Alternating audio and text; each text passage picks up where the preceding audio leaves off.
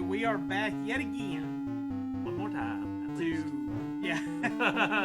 To bring to you Reblogatog number 20. Rehashing, reformulating, regurgitating what we consider to be the best comments from Mark Rosewater's Tumblr account, Reblogatog, in the past week. So we're going to get kicked off, as we do every week, by reading the first thing. Wow. Isn't that how we do it? It is certainly Unless how we you do it. have a funny anecdote you would like to relate. So I woke up at 2 o'clock in the morning on our first night of camping, and woke up to our cooler closing. Set up real quick, and I went, hello? Hello? Nobody responded, but I heard footsteps across our campsite. So I jumped up out of my tent, I grabbed my flashlight, I flicked on the flashlight as I came out, I sweeped the campsite, and I stop on a big bright pair of eyes. And my eyes are seeing an owl. Why is there an owl on the ground, and how did it get into my cooler? Then my brain catches up and goes, it opened your cooler. That's a raccoon, you idiot. And then I realize that I can see the little mask, and the raccoon is sitting there opening up chocolate bars and eating them one at a time. But the way he was standing, two bright eyes, and his profile just matched an owl at first, and that's what my brain put together. He looked like the Tootsie Pop owl almost. The Tootsie Pop owl. Oh, some of these people aren't going to know what that is, but look it up. Google exists for a reason. It does. You know, you can't go camping without getting animal stories. Yeah. When you're telling me about the raccoon, all I can think about is scout camp and skunks. Uh-huh. So many years ago at scout camp, we were camped for the night at Camp Arrowhead. Yep. Just outside Marshfield, Missouri. And I wake up in the middle of the night, and I don't know what, excuse me, I don't know what woke me up, but I got a flashlight and kicked it on because I could hear something. And I don't wake real easy. That's why I don't know what woke me up. And I started flashing the light around, and all of a sudden, it's a skunk in my tent. And I'm just like, this is going to end badly. Because you think it's going to end badly. There's a skunk in your tent. And so I don't make any sudden moves.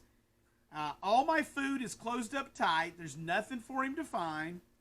He makes a circuit around the entire tent, and then he leaves.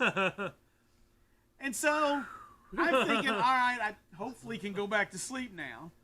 Meanwhile, my neighbor, who will remain nameless, who will never see this, but his first name's Mark, I hear him outside his tent just a few minutes after that. And it's like, what is going on? So I think, uh-oh. Yeah. I don't smell it yet, but something's happened. And so I go outside. It's the middle of the night.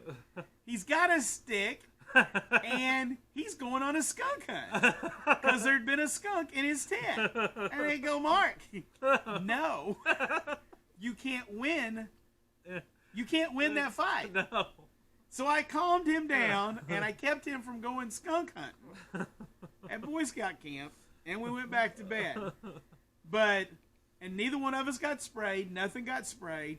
I don't know if it was the smell of the skunk that woke me up. I don't know. Yeah, I'm not sure. Because he really wasn't that pungent, you know. No. Skunks aren't just as a normal No, course. just walking by. They're usually not. Anyway, I guess that's our anecdote, whether that's relevant or not. Some of these comments are stinkers. Oh. All right, so let's get started. I just want to say that I don't like the use of mill. You know, there's always got to be there's one. There's always one. There's always that exception that makes the rule, As right? the rest of the world goes, thank God it's just Mel. It is a reference that a veteran or enfranchised player would get, and it also does not logically explain the action the way words like flying, infect, or monarch. I don't know how monarch tells you draw a card. You're going to have to really work with me on that one. I don't know. Flying, okay. I am curious, once the market research is in, if my opinion is widely shared. And Maro just says, we ended up with mill because of the more flavorful words ended up misleading new players. Yeah. Forget, for instance, sounded as much like discard as milling. We did try. It's why it took us so long to keyword it. Yeah. I'm glad they didn't go with forget. That sounds like a... I don't even know what that means. Yeah. I don't understand why mill is such a problem. Do you know what a mill is? How a mill grinds the grain into smaller pieces. It's grinding your library into a smaller library. It's mill. It's perfect. Listening to some of my other content creators that I listen to, apparently, I didn't know this because I don't play other CCGs, but apparently Mill created 25 plus years ago in Magic. 27. It's an alpha. It has transcended card games in general. For in other card games, Mill is like the normal term for taking something from your library to the graveyard as well. Yep. I have been perplexed by this ever since I got on Blogatog. That it totally makes sense. Yeah. You can come up with other words, and I don't see how Monarch tells me I draw a card. No. I don't get it. I don't even get, because you have to attack to move Monarch around, right? Right. That doesn't even seem to make sense. No. Anyway, moving on. Only red, green, and blue get this spell can't be countered. So what's the deal with Thought Distortion, which is black? It's now tertiary in white and black. Essentially, any color can have access to it, but it's still primary in red and green. Right. It's not the first, didn't it, back in Dominaria, the Liches, the whatever Lich couldn't it not be countered to? Didn't it have Hexproof, couldn't be countered? Could be. I mean, they've done it on a few things, so... Could we see another time-themed set or group of sets like Time Spiral?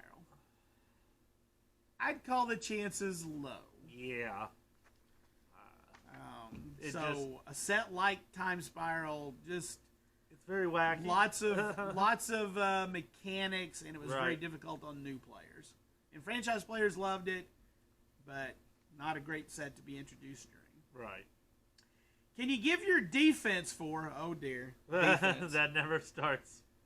Or do you disagree with the interaction between trample being blocked by a creature with protection from it? It seems to be something new players play wrong and don't learn otherwise until they find out the hard way in sanctioned play. So I think what he's saying is if you have protection from green and you block a green trampler, why do you still take damage? Right. So Maro says, when it worked the other way, it also confused players. I don't think there's a clear, intuitive answer. Yeah. Trample, even as simple as we normally think of it, can lead to some very odd rules, interaction, always has since the beginning of Magic even. Yeah. Because of protection and just different things, it can lead to weird things like that. Do you think meld only works if the flavor is two creatures actually fusing together? If you're not familiar with meld, it's a mechanic that was used in, was that Shadows over Innistrad? Yes. And there's only like 3 or 4 sets of it. But one of them was a land though, so it's not always creatures. But anyway, 2 cards, once you had them both on the battlefield, would basically transform, flip over, and meld together and make one big card that did something. Would it work, for example, with a night creature and a sword equipment? I kind of thought that was a cool idea, too. It is a cool idea. And this is interesting. Maro says, I think there are numerous flavors that could work with meld. I tend to agree. I don't know if we're going to get more of that, but I don't either. Maybe when we go back to Innistrad, maybe it becomes an Innistrad maybe thing, since Innistrad is the original transforming. Yeah. Maybe. Hey, Maro, do you know if it's true or not that the blue mark on the Magic card back is an accidental pen stroke? I thought I had... Look this up if you've got one nearby or later on. Look, you'll see it. There's a blue... There's a blue pen stroke. It turns out it's not. I always thought it was. I did too. It's just a design accent. Is that what an artist calls a accidental pen stroke after it's done? Yes. Okay. I don't know. I'm not an artist. I guess they could call it that. So anyway, it's just a design accent. So there we go. All right, we're going to We gonna start on this here? we're going to start on a couple of threads that go through a couple days here. Yeah. The first one is about counterspells, and More specifically, and how white plays into that. If Yes. you're not familiar, white is secondary, tertiary, the only other color that's allowed to have any counterspells. Counterspells by their nature are not popular. right. So we're going to get into some deep themes here. Black has had some in the past, but I don't think they A couple. get. I think white has 3 and black has 2. That's not could be right. Okay, so counterspells are supposedly still in white's part of the color pie. What kind can it get? Mana Tithe, Illumination, or both? Oh, Illumination, that makes 4. Oh yeah. It can get a taxing or delaying counterspell. Yeah. I don't think it... Does it have a delaying counterspell currently? Not that I It has, know. Mana Tithe is taxing. Mana Tithe makes the most- Illumination counters an enchantment. Right. It's got Dawn Charm, which one of the modes on that counters a spell that targets you. And then it's got... what's the other one? Something similar. There is another one, There is I can't another think one, of yes. it. Boy, I guess I should have pulled them up here. Anyway, let's continue on. Counterspell have been in white's color pie for a little while now, but we haven't seen a new mono-white counterspell, not counting the wonderful Flavor Judge. Yeah. But that's an uncard. That's an uncard. In over a decade, should we expect more white counter magic in the near future? Just because a color is allowed to do something doesn't mean the cards get made. Exactly. I would like to see somebody explore, it's not going to be me, how many things that actually affects. Right. What color can do a thing that's not getting It's cards just- that does that thing? Right. Besides the counterspells. Moving along. In regards to white counterspells, if a color doesn't get an effect in its slice for almost 10 years, is it really in that color slice? Counterspells haven't been put into white's commons or uncommons since Alara block. So one could say for practicality that it's not something white does at all. In theory, it can do X, but it doesn't and likely won't because it hasn't. So realistically, it can't actually do X. Now, I'm with this one. I'm trying to say he makes a valid argument there.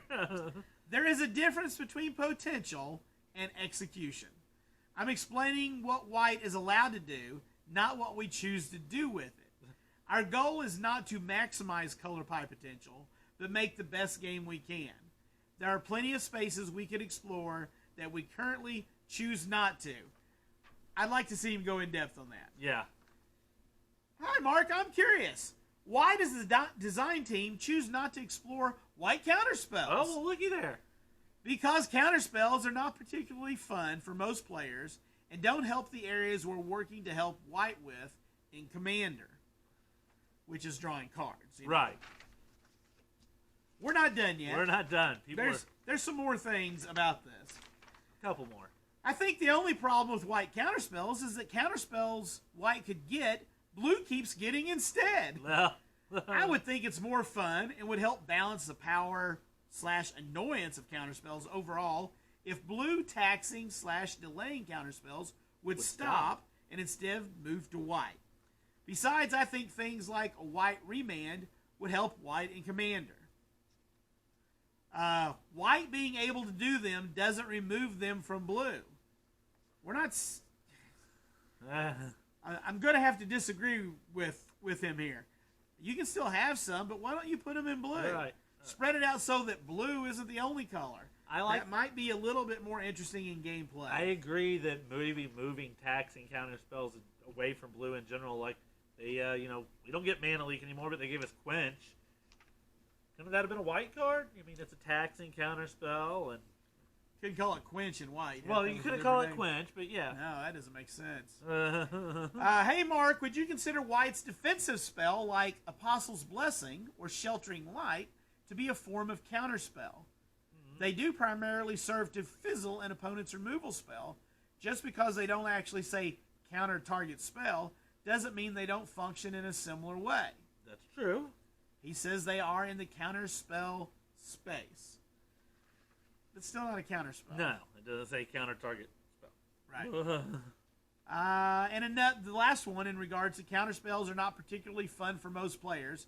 Have you ever considered releasing a set that doesn't include counterspells? If not, why are counterspells unfun but okay, while land destruction is unfun and not okay? We do both. Land destruction is thought to be more unfun, and we do get a lot less land destruction than counterspells. We do.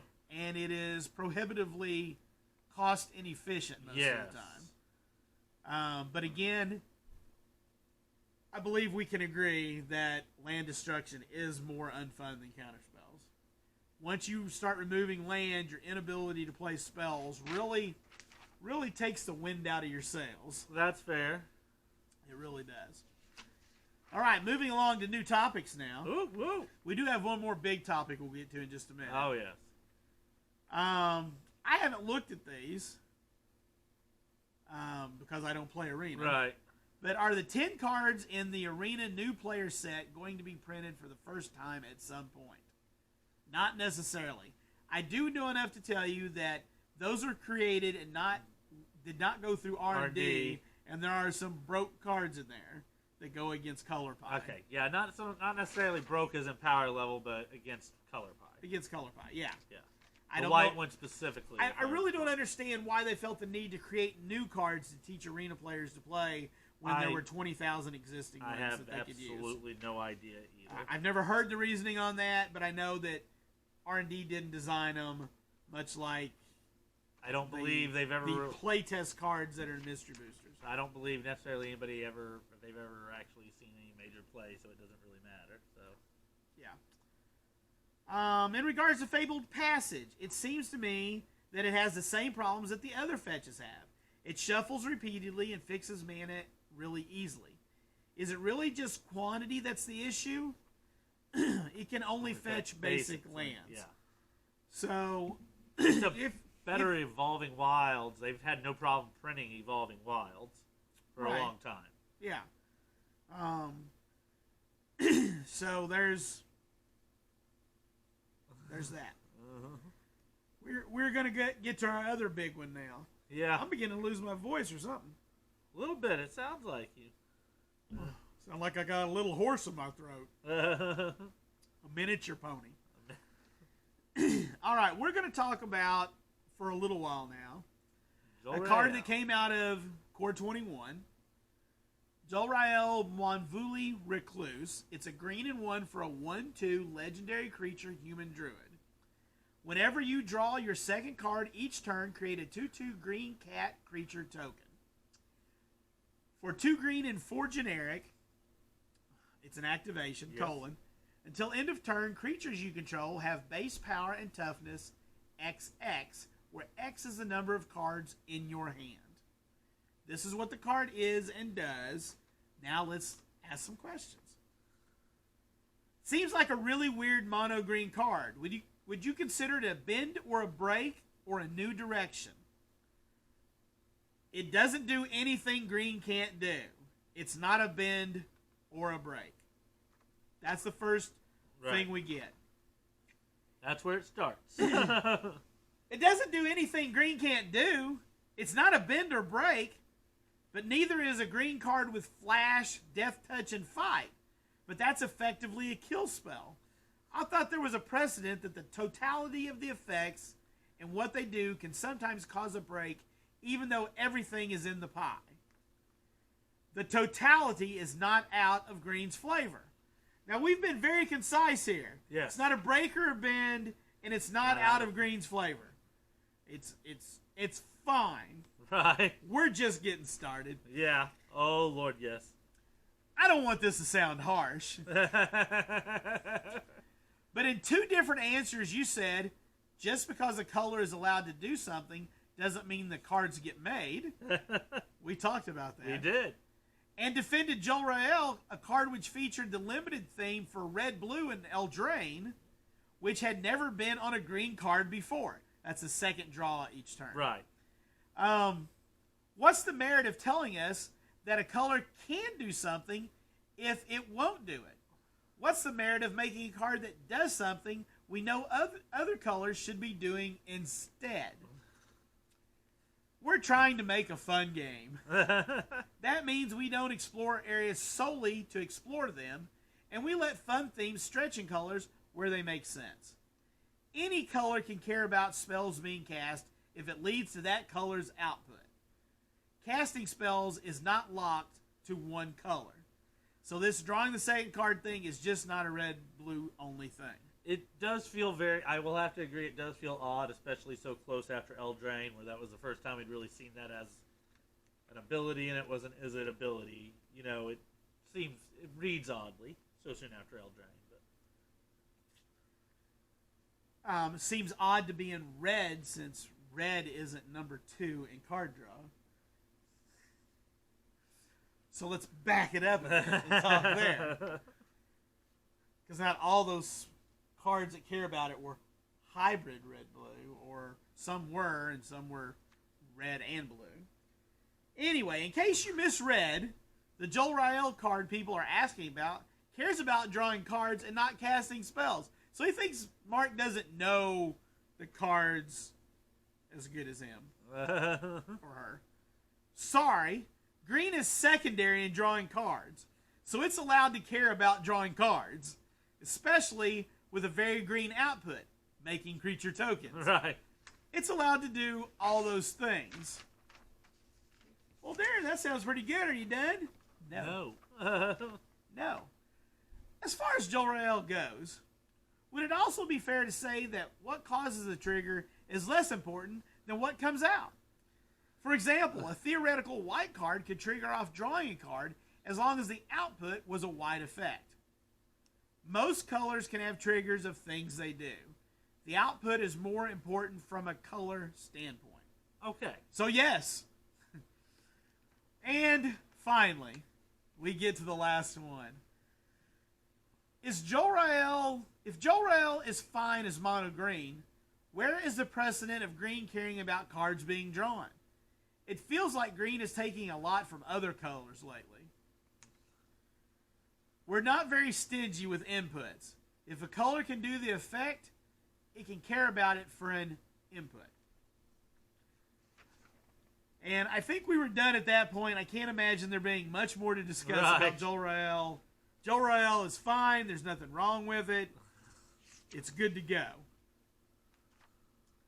All right, wrapping up the first page of our discussion here. Right. Any Vryn set plans in the next 5 years. It's on the short list. Now, I think I forgot the color code, but I think we talk a little bit more about the short list somewhere. Yeah, I believe, I'd like to say we are getting Vryn soon, but I want to say a week or two ago we had a question where he talks about how Vryn would be hard to do. Difficult to do, yeah. Yeah. Yeah. So yeah, how soon can something on the short list of planes / characters / things appear? Or do you just say stuff is on the short list up until it's announced? That's a great question. Yeah. It could be announced soon or maybe never. The short list is ideas we might get to. So if it don't go on the short list, it's probably something they're not planning or looking at doing at all. That's the short list. Would R&D ever consider returning the system where normal cards had the reminder text, but foils did not? 10th edition Time Stop comes to mind first. And I'd love to see that feature return, especially for cards like Throes of Chaos or Glorious End that have short rules text but very long reminder text. Maro says it requires the layout people to double their work. It didn't turn out to be worth the huge work increase. Right. I know that those exist because even though it's ridiculously expensive, I really always wanted a foil 10th edition Time Stop because it literally just says in the turn. Instead of that much reminder text after it. Just says in the turn, boom. When you see a picture of it, it's just like, that's a sexy card. You know? All right, we got another one that's answering some questions that we go over from time to time. Yeah. But this is very succinct, so we'll go over it. I think we hit it a week or two ago. I'm new here, and I've seen people talk about different scales. What do they mean? Good question. So, Maro says, I have certain scales They gauge how likely a certain thing is to return to a premier set, the ones that go into standard. Yeah. Because that's a new term we learned about. I think we talked about it last week. Yeah. 1 means very likely, and 10 means very unlikely. Each scale is named after a 10 from that scale. So the storm scale is for mechanics. Yep. So, because storm is never returning to a premier set. No. The Venser scale is for planeswalkers. He Because dead. Venser's dead. And he was the first one, or else it could be called the Gideon scale. Right. Sorry, no spoiler. The Beeble scale is for creature types. Beebles are too funny to go into regular Right. Magic, so they're uncards only. Yes. And the Arabia scale is for planes. Arabia is the plane that Arabian Nights is on. And since that's not actually an IP owned Right. by WotC/Hasbro, we're is- not going back there. It is too real world. It is too real world, yes. So, hey Maro, I can't speak for everyone, but a lot of people in my MTG circle are getting really sick of seeing gate/gain dual tap lands in every pack we open lately. Why? I know it's mostly Ravnica's fault, but nevertheless, it would be great to see something different at that rarity when common color fixing lands are called for. I know many upcoming sets are set in stone, but if you could pass the word on to the proper channels, for posterity's sake, it would be much appreciated. I think he is maybe the proper channel. I think so. I don't know who you pass it to. So, his explanation. The Right. right power level for common duels, for limited, which is what common power level is set for, Right. is tap lands with a small incremental ability. And there aren't a lot of universally useful incremental abilities to choose from. Right. I would have to. I mean, I'm happy they're putting them in almost every pack, actually, now that you have the chance at those dual lands, especially for drafting. They're not great. They're the tap lands, but I agree. I don't know what else you put in a common slot for. It's got to come in tapped, and it can have a very small upside. Gain 1 life is okay. I've got maybe what might be considered a controversial opinion, but I don't think so. The Theros Scrylands. Oh, they could. Why couldn't they be commons? I have no idea. It actually makes me unhappy. Scry 1. I think that power level. I 100% agree. Not a designer, Right. but I think Scry 1 could do it. I really agree. I'm always a little upset that they are at rare. They're not shock lands. They're not even the buddy lands like we had back in Dominaria. I don't like seeing dual lands that always come in tapped at rare. If you're going to make a rare dual land, I want to have some way to be able to make it come in untapped. Whether it's like the show lands out of Shadow over Innistrad or something, if it's at rare, in my opinion. I think now that I'm just spitballing here. Right. That would have been in my mind, but now that we have the counters for evergreen abilities, Right. that we got in Ikoria, like flying and vigilance and so forth. What if we had a cycle of lands that came in with a counter? If you remember back in the days, we had graft lands that came in with a counter, and then when you played a creature, you could graft a +1/+1 counter to it.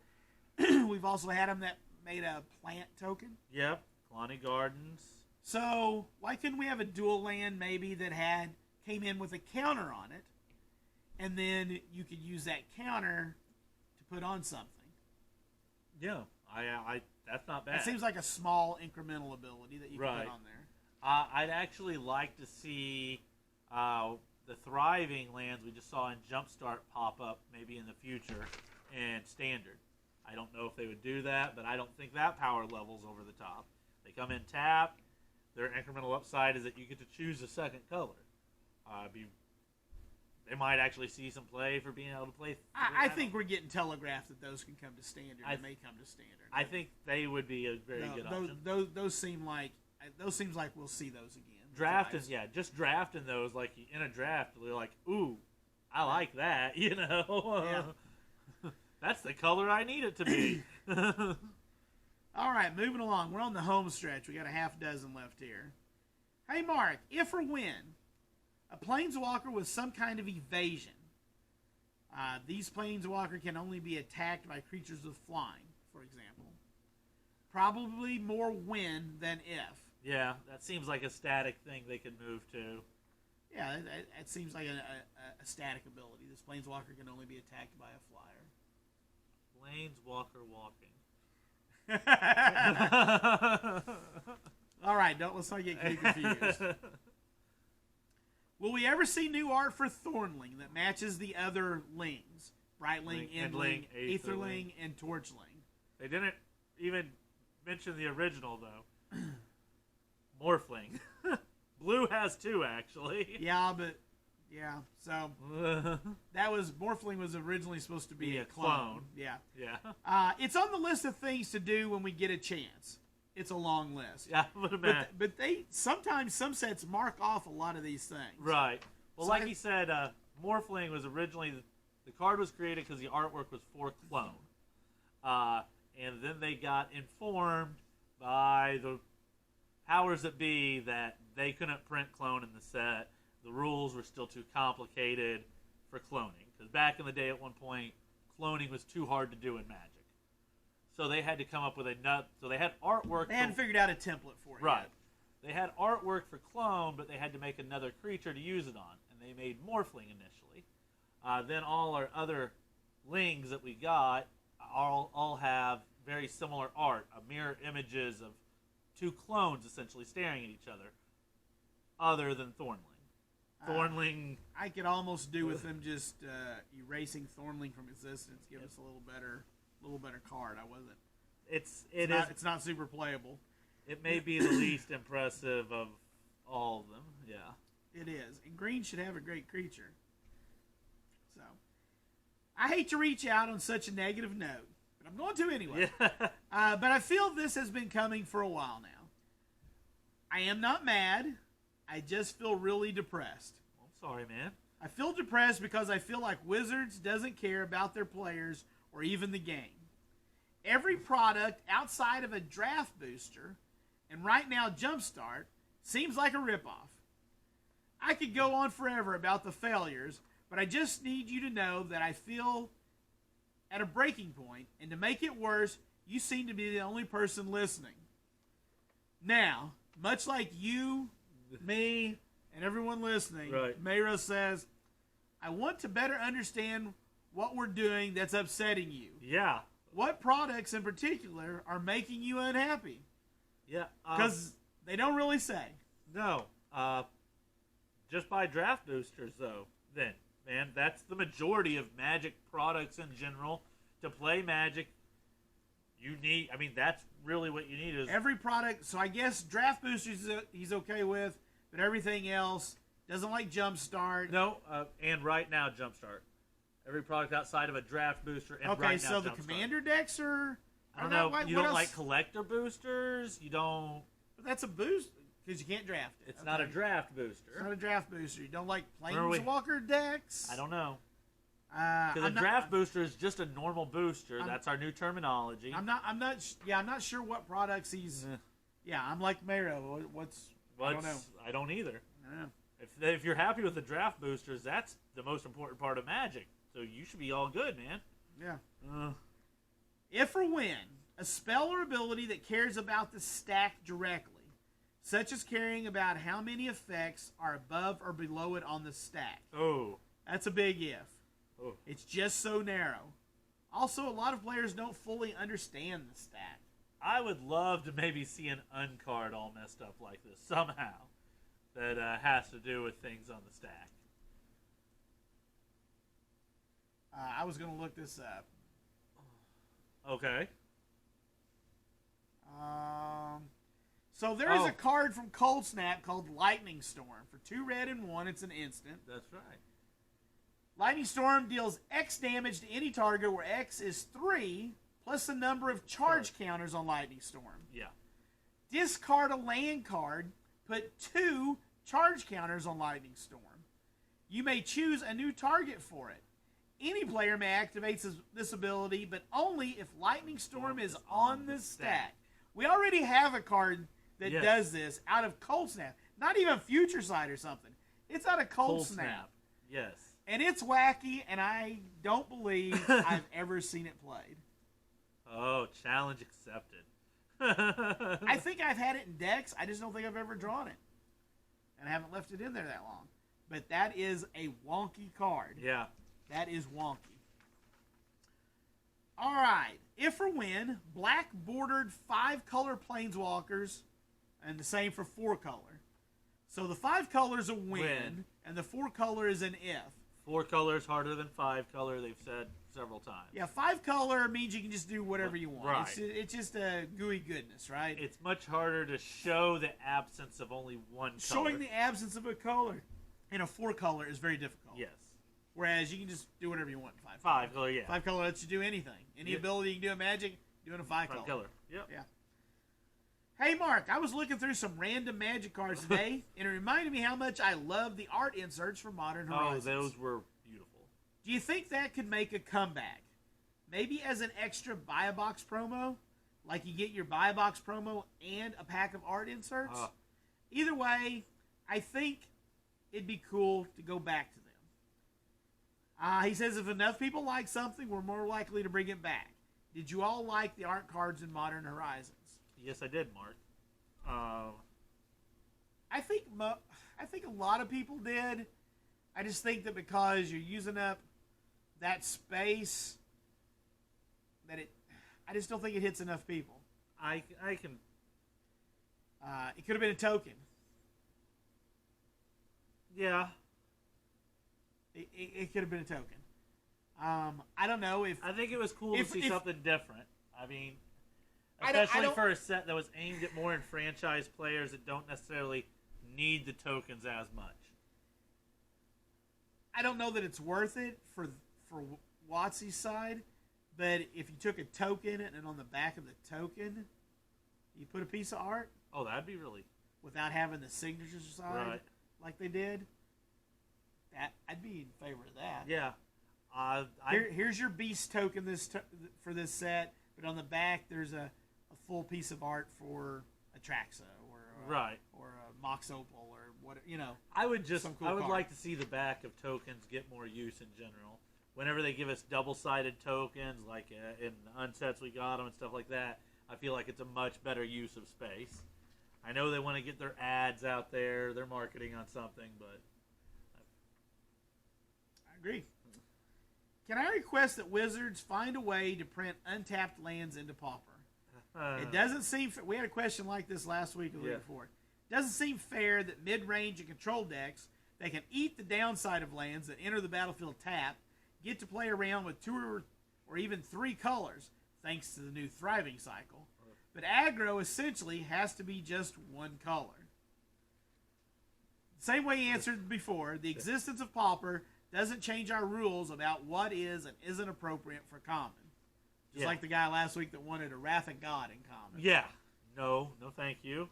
Not going to happen. We're not getting untapped duels at common. Just no. And our last one for the week. Hey, Mark, when designing Planeswalker Ultimates, is there a certain converted mana cost you shoot for? Like, maybe a 4-mana Planeswalker has an ult that would cost 8 mana if it was printed on a card. This was an interesting question. I'd actually like to hear more discussion on this. But it varies card to card, but they tend to start at 6 or more mana for an equivalent spell. Huh. So I think, and maybe I'm reading this wrong, I think what he's saying is that ultimates tend to start at 6 mana. That's how I feel, yeah. Yeah. For the equivalent ability. Right. So if they put an ultimate on there, they would cost it at 6 mana.